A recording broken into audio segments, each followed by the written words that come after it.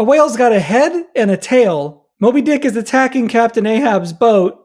He's not using either of those things. Figure it out. This is a different video from usual. For the last few weeks, we've been talking about Moby Dick and kind of breaking apart each chapter, doing some reading, doing some analysis. I wanted to try something else today. What I want to get into actually is Moby Dick fan fiction. If you don't already know, fan fiction is just fans making their own fiction. Most commonly, you associate fan fiction with these massive IPs, Harry Potter and Star Wars, but I never realized there's fan fiction basically for everything, which includes Moby Dick. And a lot of Moby Dick fanfic is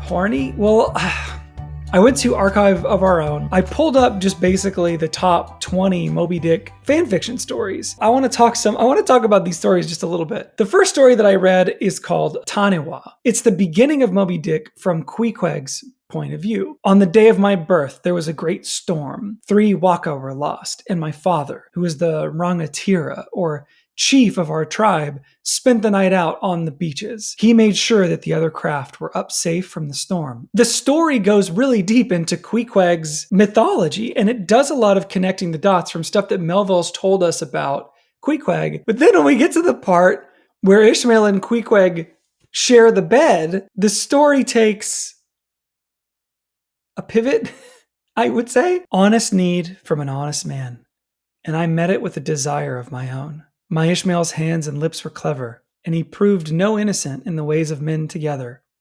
I can't read you any more of this, but I'll say it's kind of hot. Tanewa, 10 out of 10. I love the setup. I like the story. I like hearing about Queequeg's life before Ishmael. And then when it takes a turn and gets hot and heavy, it's fun. It's kind of a fun turn. It's like a surprise. My favorite thing about Moby Dick fanfic is that so much of it fits under the category that we would call Queishmael. Queishmael, which is Queequeg and Ishmael combined. Tanewa starts totally innocently. The sex part feels like a shocker because it's not like, I'll give you an example. The next story that I read is called Rope Enough Left for You. A sailor needs to know his knot work. Queequeg helps Ishmael learn the ropes. Okay, we know what this one's gonna be. Queequeg and Ishmael are sharing a room. Queequeg's kind of somber. He's got like a somber attitude. And Ishmael's kind of like, oh, what's wrong? What's going on, Big Q? Big Q. What's going on, Big Q? To my shock, he replied that he was concerned for my well-being on our upcoming voyage. In particular, he worried that I might not be prepared for the challenges of whaling. The setup here is really great. Queequeg is worried about Ishmael's sailor skills, let's call them. And he engages Ishmael in a rope tying contest. I mean, I'm not a sailor. I don't never sail, but I could see like challenging people to tie knots to prove that they're sailors. They do it in Jaws, right? Like Quint throws the rope to Hooper and he's like, tie me a sheep shank, Mr. Hooper. And so I get it. It's kind of like a trope. Ishmael ties a bunch of knots and we kind of read through him doing it. Then there's kind of a strange sentence, which will become a common theme in Queishmael fiction. However, before I could bask in said approval, he brought out his harpoon. In Moby Dick fanfic, where we're talking about Queequeg, harpoon gets used a lot, if you know what I mean. Then Ishmael ties a bunch of knots that require being tied to an object, or as this fanfic refers to it, the shaft of Queequeg's harpoon. He's tied his rope to Queequeg's shaft and the shaft of Queequeg's harpoon. Then it starts to get juicy. Next, Queequeg ties Ishmael's hands together. And then,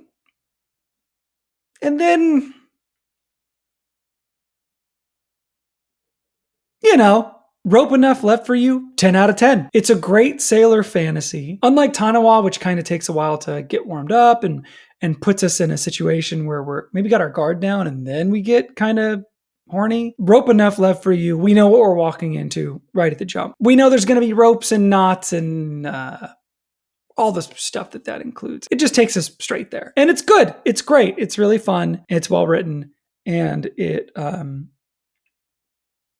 and if you like it, it's pretty evocative. Let's check out another one. Here, this one's called Heaven. Ooh, this one's a very short one. Whalers from Christian lands believe firmly in the Bible and the laws of God, as they should, since piety is never more common as when there's not between life and death, but chance and God's grace.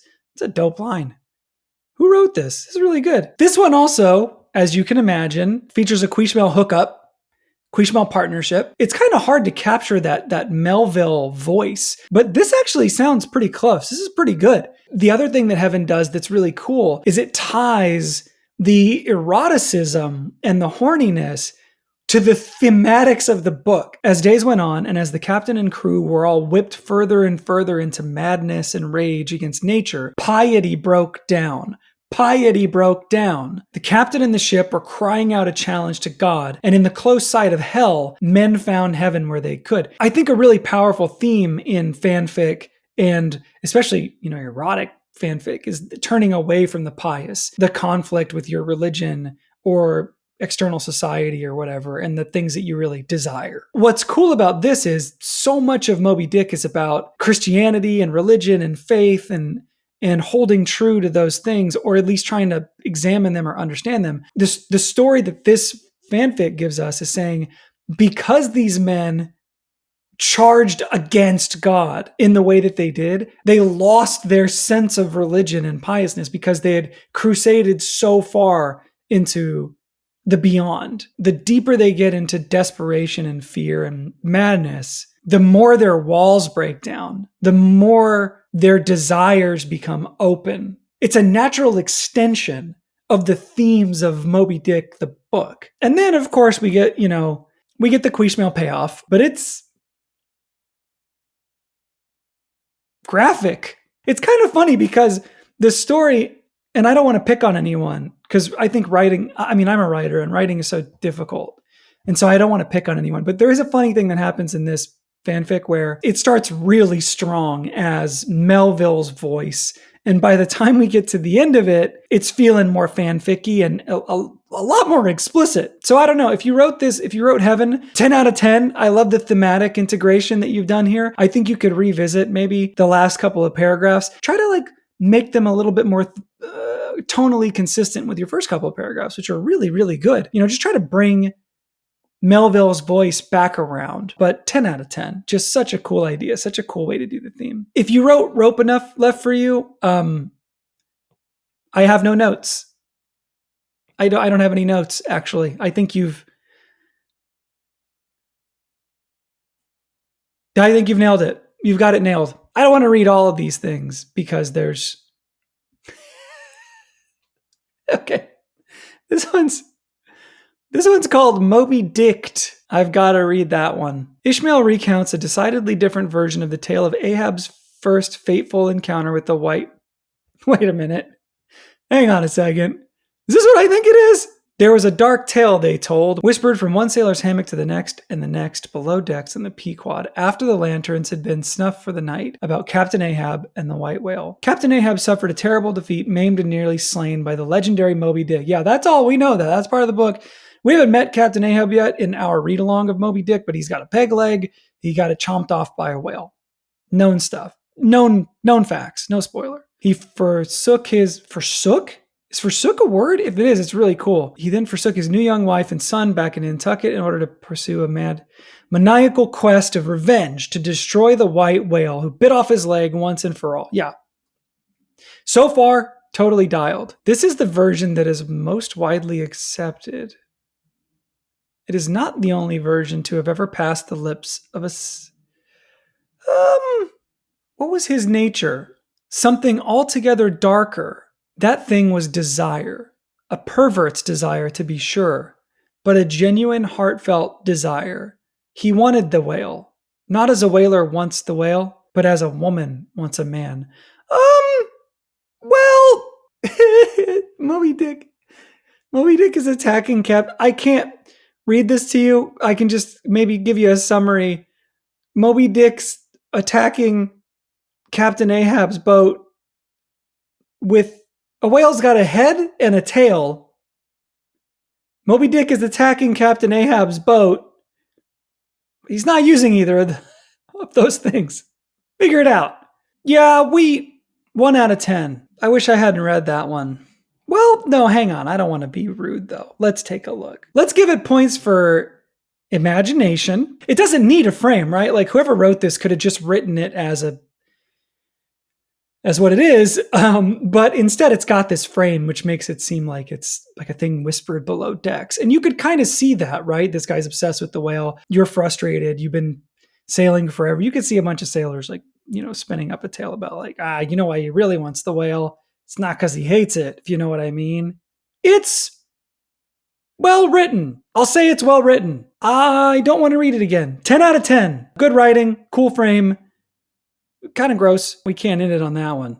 We got to try something else. We can't just let that one be it. Ishmael and his coffin. The description is explicit. I don't want to curse. Since they'd started sleeping together, which was about 3 days after they'd met, the harpoon jokes had been pretty much constant. But the skills really did transfer. I can't even read this. I don't think I can even read this. Oh my God. The hammocks were strung up below decks, dangling from the ceiling like spider cocoons from rope cobwebs. That's really good. That's like evocative imagery. We can imagine that. Good job, fanfic writer. Queequeg was laid out in his coffin, leaned back on a pillow. We haven't got to this part of the book yet, but later in the book, where Queequeg's going to carve out a coffin for himself. It'll be important when we get there. All you need to know right now is there's a coffin. Ishmael ducked. Ooh, this one's written in the third person. Ishmael ducked between the row of hammocks to sit cross-legged on the floor of the cabin. The sigh, he pulled off his woolen cap. Ishmael doesn't like the Queequeg sitting in the coffin.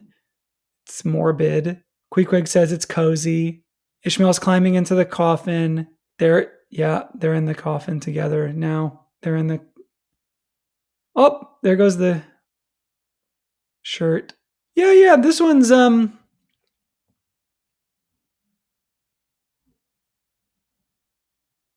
getting pretty horny.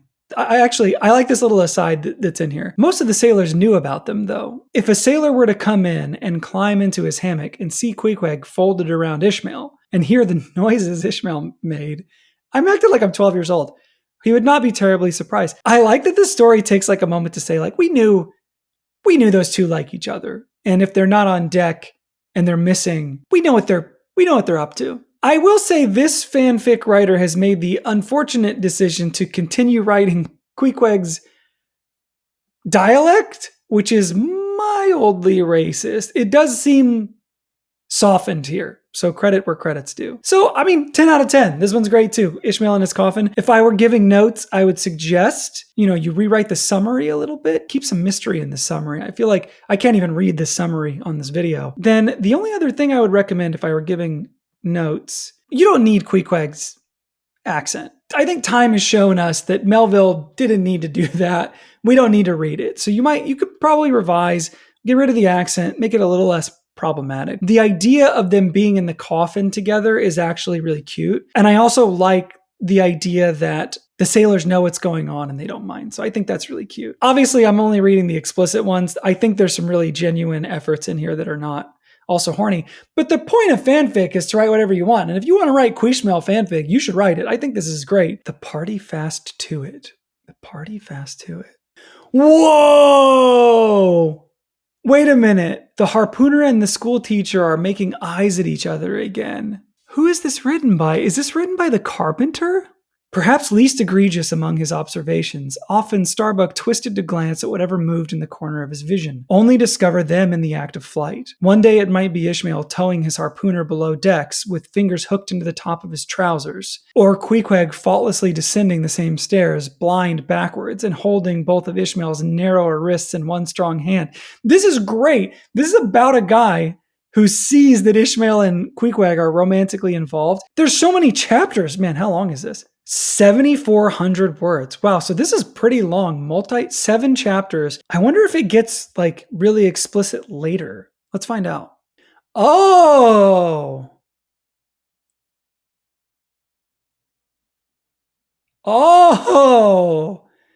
this is a story about Starbuck and Ahab. This is not a Quishmael story. It mentions Quishmael. Starbuck observes Quishmael. He does catch Quishmael from time to time.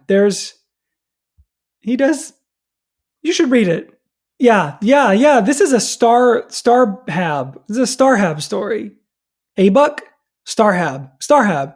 That's so cool. It takes a while to get warmed up, and it's beautifully written. Wow, 10 out of 10. Party fast to it. That's the best one that we read all day. They're all 10s for their own reasons. They're all really good and funny and fun, but like this one takes the cake. The party fast to it. That's the one. If you're going to read one, you should read that one. Starhab. That's a cool matchup. Anyway, that's it for Moby Dick fan fiction. This has been enlightening for me. I hope it's been fun for you. Until I see you, I'm still looking at it because it's just... Until I see you again, please be good, be kind, don't kick any puppies, and thank you for watching. And don't forget, like, subscribe, comment, check out the Patreon, whatever the normal stuff is. There's some really good titles in here. Methodically Knocking My Husband's Hat Off, 5 times Ishmael did not tell Queequeg he loved him, and 1 time that he did, or The Whale. These are good. You should read fanfic. Check it out. It's really fun. If you're an adult, if you're 18 years or older, do not read these if you're not 18.